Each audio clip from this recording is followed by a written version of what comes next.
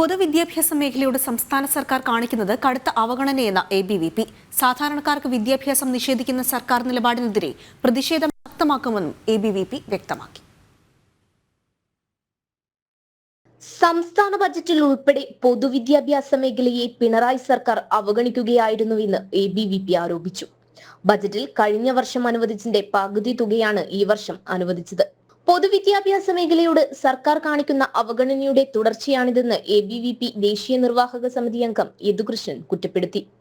നവകേരള സദസ്സും കേരളീയവും പോലെ ഉള്ളവ സംഘടിപ്പിച്ച് ഇഷ്ടം പോലെ പണം ദൂർത്തടിക്കുന്ന സമയത്താണ് സാധാരണക്കാരായിട്ടുള്ള വിദ്യാർത്ഥികളുടെ വയറ്റത്തടിക്കുന്ന സർക്കാരിൻ്റെ ഇത്തരത്തിലുള്ള ഉത്തരവുകൾ വരുന്നത്.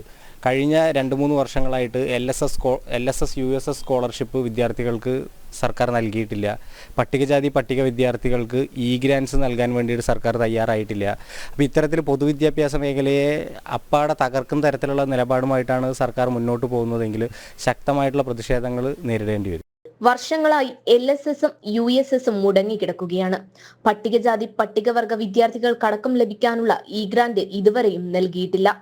ഉച്ചഭക്ഷണത്തിന് കേന്ദ്രവിഹിതം അനുവദിച്ചിട്ട് പോലും പണം നൽകാൻ സർക്കാർ ഇതുവരെയും തയ്യാറായിട്ടില്ല.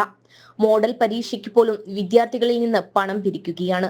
പരീക്ഷാ നടത്തിപ്പിന് പോലും പണം അനുവദിക്കാതെ പാവപ്പെട്ട വിദ്യാർത്ഥികളെ സർക്കാർ വഞ്ചിക്കുന്നു.